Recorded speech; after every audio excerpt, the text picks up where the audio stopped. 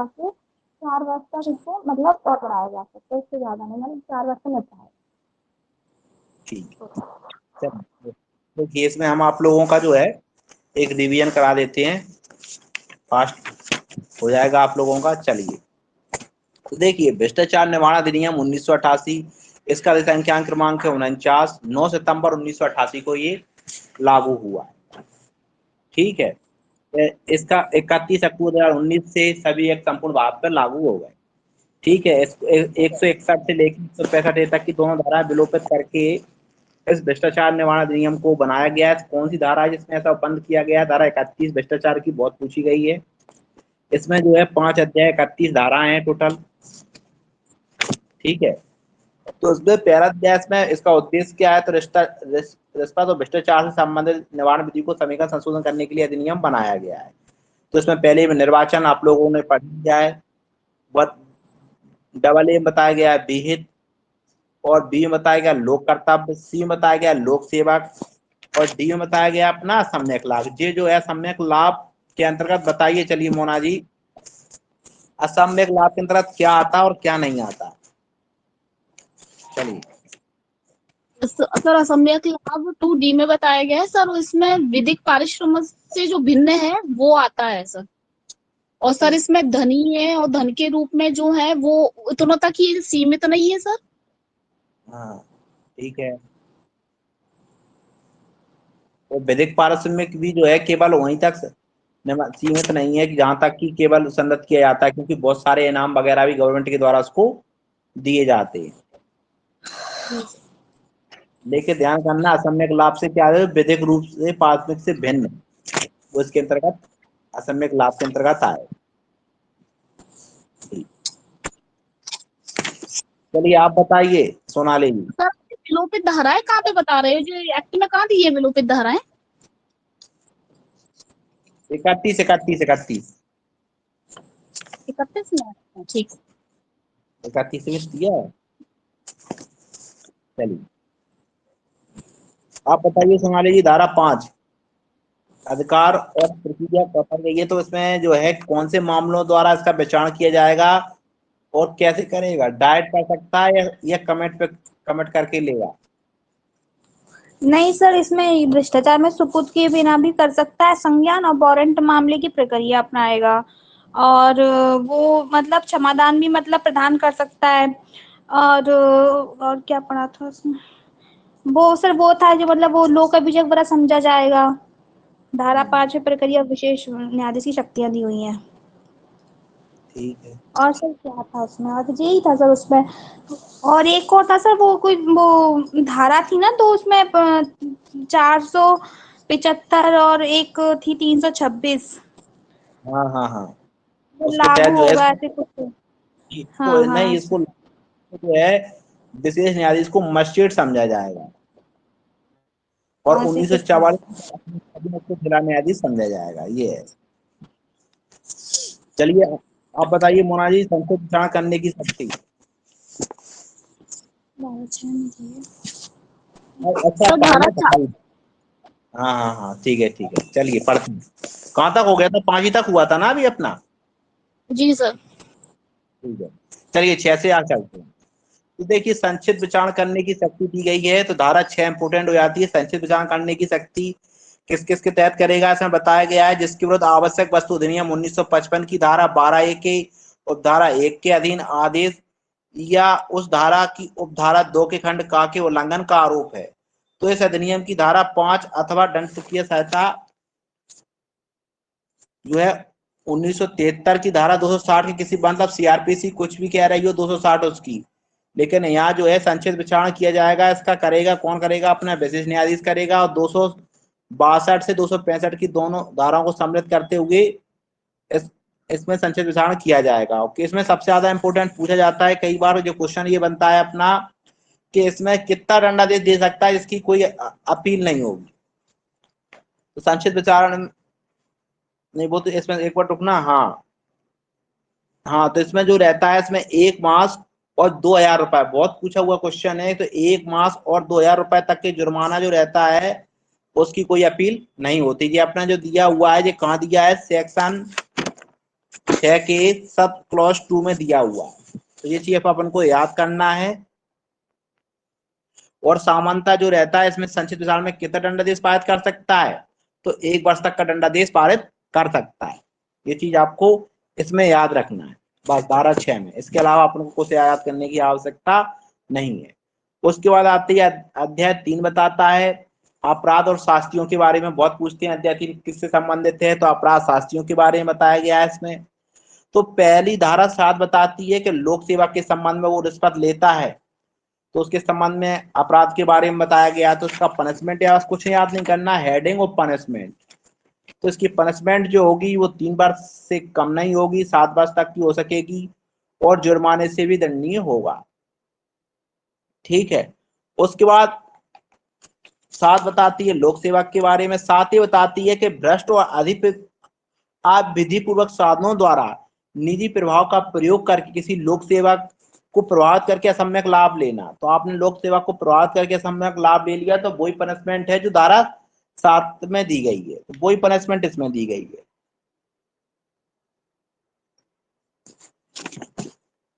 ठीक है, same punishment दी गई है उसमें भी 7A में। उसके बाद धारा 8 आती है। तो देखो धारा 7 में लोक सेवक रिश्वत ले रहा था, धारा 8 में व्यक्ति ले रहा है। ठीक है, उसके लिए भी वही इसमें लेकिन ध्यान करना इसमें जो है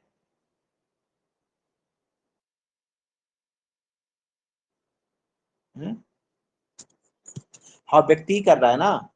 7A में जो है इसमें जो भ्रष्ट जो है उसमें जो है असम्यक लाभ कौन का डाल रहा है, रिश्तेदार वगैरह हैं आपके, तो आप उसका उपयोग करके उस पर प्रभाव डाल रहे हो लिख सेवक पे, उसको अब ऐसा काम करने का अधिपूर्ण साधन करने के लिए अपना निजी प्रभाव कार्य कर रहा है। तो उसके लिए पनिशमेंट कितना होगा, 3 वर्ष से कम नहीं होगी किंतु 7 वर्ष तक की हो सकेगी और जुर्माने से दंडनीय होगा।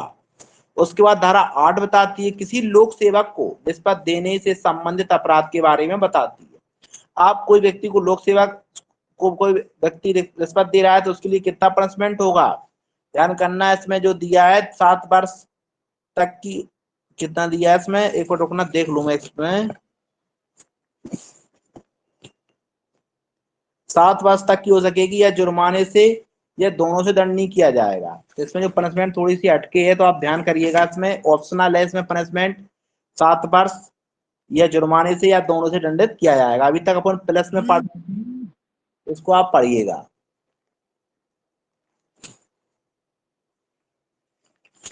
उसके बाद इसमें ये बताया गया है धारा 8 में,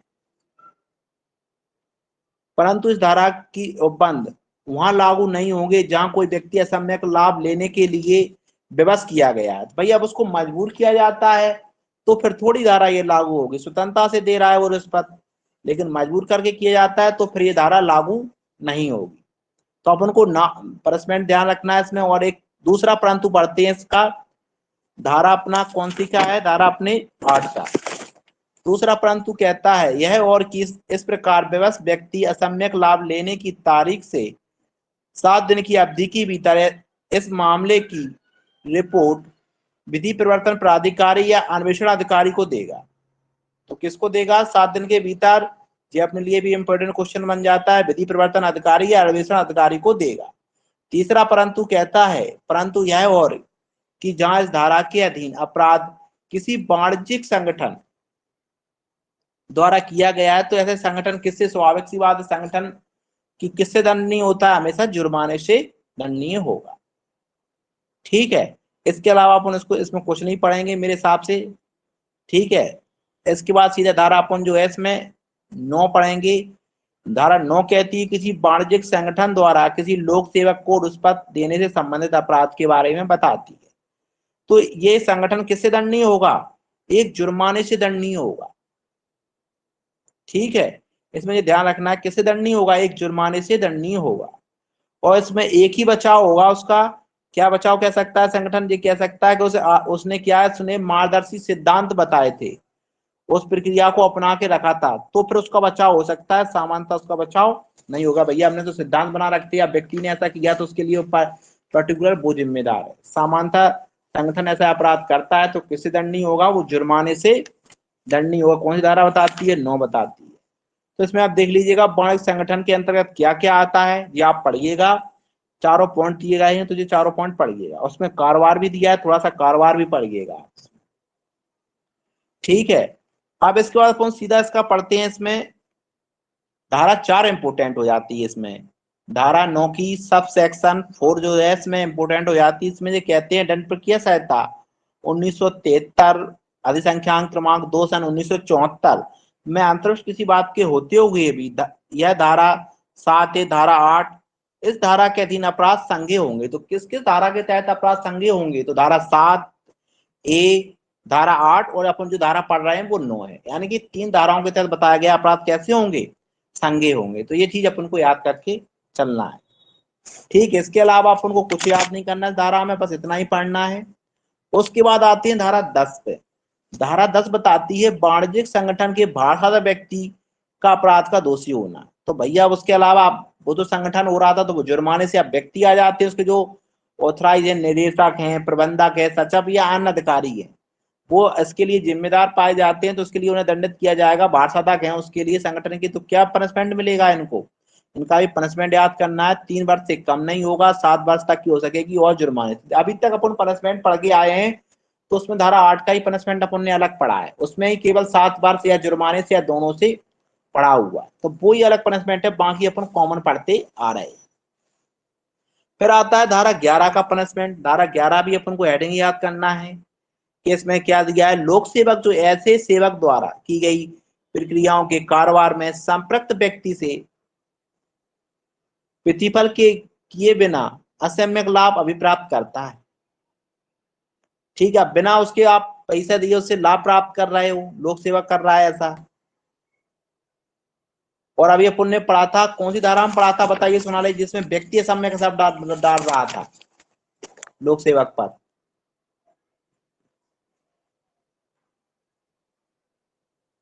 तो पढ़ा था ना अभी, जो निजी प्रभाव डाल रहा था 7A में। बिल्कुल, यहाँ लोक सेवक डाल रहा है। तो दोनों धाराएं आप देखिएगा, इसमें पनिशमेंट याद करिएगा। ठीक है, सीधी धारा, इसमें ज्यादा भ्रष्टाचार में अपन को मेन फोकस जो करना है वो धारा और पनिशमेंट, तो इसकी पनिशमेंट याद करिएगा आप। उसके बाद धारा 12 बताती है अपनी किसके बारे में, अपराधों के दुष्प्रेरण के लिए दंड इसमें दिया गया है। दुष्प्रेरण के लिए दंड कितना होगा? जो 3 वर्ष से कम नहीं होगी किंतु 7 वर्ष तक की हो सके दंडित किया जाएगा, और जुर्माने से भी के लिए भी दायी होगा। दुष्प्रेरण के लिए, इसके लिए भी अनेक पनिशमेंट हो गया। एक अपन ने अभी तक जो पनिशमेंट पढ़ा था वो अभी अपन ने 7 उसमें 8 में पढ़ा था अलग पनिशमेंट। उसके बाद अपन धारा 12 में पढ़ रहे हैं। नहीं, इसमें तो सॉरी सेम ही दिया हुआ है, वो अपन ने अभी तक एक ही धारा में अलग पनिशमेंट, इसमें 11 में अलग है, सॉरी धारा 11 में अलग दिया हुआ है। 65 है जो 5 वर्ष से जो है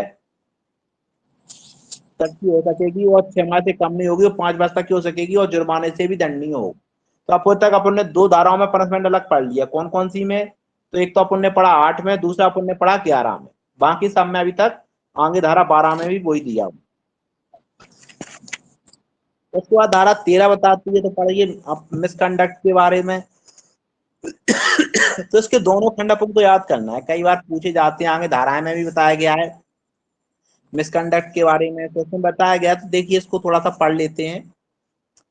धारा अपनी जो 13 बताती है, कोई लोक सेवक आपराधिक अपचार का अपराध करने वाला कहा जाएगा यदि वह लोक सेवक के रूप में अपने को सौंपी गई किसी संपत्ति या अपने नियंत्रणाधीन किसी संपत्ति का अपने उपयोग के लिए बेईमानी से या कपट पूर्वक दुर्विनियोग करता है या अन्यथा संपर्क कर लेता है।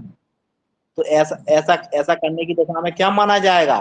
भाई दुर्विनियोग तो आप लोगों ने पढ़ा ही है 403 में, क्या होता है दुर्विनियोग, उसको बताने की आवश्यकता नहीं है। तो क्या माना जाएगा? मिसकंडक्ट माना जाएगा उसका, आपराधिक अपचार। दूसरा कहता है कि यदि वह अपनी पदीय हैसियत के दौरान अवैध रूप से अपने आशय को समृद्ध करता है। अब वो क्या कर रहा है? अवैध रूप से कर रहा है। अब भाई जिसको समृद्ध करने का तात्पर्य इसमें दिया गया है वो होता है कि वो हिसाब नहीं दे पाता कि उसको इतना पैसा आया कहां से, अभी तो वो माना जाएगा कि अवैध रूप से। भाई बता दे कि हमने ऐसे ऐसे कमाया है, जमीन से आया, तो फिर वो वैध हो गया। जब वो नहीं बता पाता कि इतना पैसा कहां से आया है, तो ऐसा माना जाता है कि वो अपने आप को समृद्ध करता है।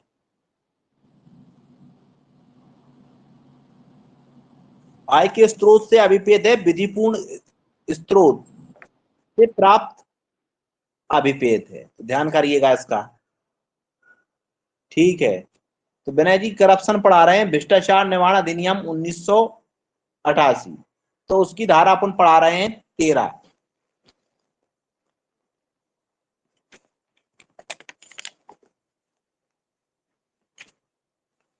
चलिए, तो इसका भी अपन को पनिशमेंट याद करना है, धारा 13 का जो खंड याद करना है 1 और 2, क्योंकि दोनों महत्वपूर्ण है, तो अपन को दोनों याद करके चलना है। 13 पूछ लेते हैं कि एक ए में क्या दिया है, बी में क्या दिया है। ध्यान करना, जो अपने आप को पद्धति के दौरान अवैध रूप से समृद्ध करता है वो 13 बी में दिया गया है, सामान्य रूप से दुर्विनियोग करता है वो 13 ए में दिया गया है। इसका पनिशमेंट याद करना है। पनिशमेंट क्या कहता है, जो कोई लोक सेवक आपराधिक अपचार करेगा 4 वर्ष से जो है कम नहीं होगा, किंतु 10 वर्ष तक का हो सकेगा और जुर्माने से भी दंड नहीं किया जाएगा। ठीक है, तो इसका पनिशमेंट भी याद करना है। उसके बाद धारा 15-14 बताती है अपनी किसके लिए, अभ्यासिक अपराधियों के लिए, बार बार अपराध कर रहे हैं, तो हैबिचुअल ऑफेंडर के बारे में कौन सी धारा पूछती है कई बार, 14 है, उसका पनिशमेंट। 2 चीजें याद करना है, धारा 14 और उसका पनिशमेंट। उसके बाद धारा 15 बताती है प्रथम के लिए दंड दिया गया है, तो जो कोई धारा 13 की उपधारा 1 की खंड का के वर्णित अपराध करने का प्रयत्न करता है तो वह कारावास से दंडित किया जाएगा, जिसकी अवधि 2 वर्ष से कम नहीं होगी। तो प्रयत्न के लिए दंड कितना दिया गया है, 2 वर्ष से कम नहीं होगी, किंतु 5 वर्ष तक की हो सकेगी, और जुर्माने से आपको पनिशमेंट याद इसकी करनी पड़ेगी। प्रयत्न के लिए किस धारा में दिया गया है, तो 15 में दिया गया है। 16 बताता है इसमें कि जुर्माना के निर्धारण के विषय होंगे, तो इसमें जो जुर्माने के निर्धारण में विचारणीय विषय होंगे तो क्या क्या होंगे, धारा 7 के तहत धारा 8, 9, 10, 11, 13 के 2 और 14, 15 के अधीन। अब जो उस पर दंड अधिरोपित किया गया है, किया जाना है, तो दंड आदेश जारी करने वाला न्यायालय कौन करेगा, जो दंड का आदेश जारी कर रहा है, उस संपत्ति का मूल्य यदि कोई हो जिसे अभियुक्त व्यक्ति ने अपराध से उपार्जित किया है, या उसे धारा 13 की उपधारा के खंड बी के अधीन समृद्ध करता है, उसमें वर्णित अपराध के लिए दोष सिद्ध होता है, तो उस दंड में वर्णित अथवा धन संबंधी स्रोत जिसके संबंध में अभियुक्त समाधानप्रद विवरण नहीं दे सका था विचार में ले सकेगा। तो ऐसी संपत्ति को वो न्यायालय विचार में ले सकेगा। उसका ऊपर को कुछ नहीं करना, हेडिंग याद करिएगा, चलते बनिएगा कि दोबारा कौन सी कहती है, जुर्माने के निर्धारण में विचारणीय विषय होंगे, तो धारा अपनी 16 कहती है। उसके बाद अध्याय 4 कहते हैं अधिनियम के अधीन अपराधों का अन्वेषण, तो धारा 17 अन्वेषण के लिए प्राधिकृत व्यक्ति बताए गए, तो कौन कौन अन्वेषण करने के लिए प्राधिकृत व्यक्ति होंगे इसके लिए, तो इसमें बताया गया है, धारा 17 अपन को याद करना है। ठीक है, तो आज यहीं तक रोकते हैं, फिर ज्यादा हो जाएगा, क्योंकि जो लोग आज नहीं आए हैं क्लास में तो उनका नुकसान नहीं हो, तो वैसे आज यहीं तक रोकते हैं। तो कल आप जो है सोनाली जी, आप थोड़ा सा अगर कंटिन्यू करती हैं इवनिंग की क्लास में, तो आप थोड़ा सा पढ़, आपको तो खैर याद ही होगा, तो आप पढ़ के आइएगा और अच्छे से। जी सर। ठीक है, तो आज यहीं तक रोकते हैं इसको। ठीक है मोना जी, क्योंकि फिर ज्यादा हो जाएगा, मुझे ऐसा लग रहा है। हाँ सर, ज्यादा हो जाएगा सर, बहुत है। हाँ बिल्कुल, वो थोड़ा सा हमने इस बार जल्दी भगा दिया, लेकिन ठीक है, आप भी विनय जी थोड़ा सा करप्शन जो है धारा 15 तक पढ़ के आइएगा।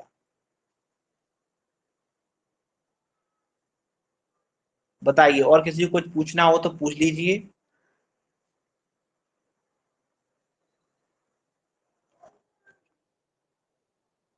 चलिए, नहीं तो क्लास समाप्त। ठीक है, चलिए, तो राधे राधे सोनाली जी, विनय जी, राधिका जी, मोना जी, राधे राधे।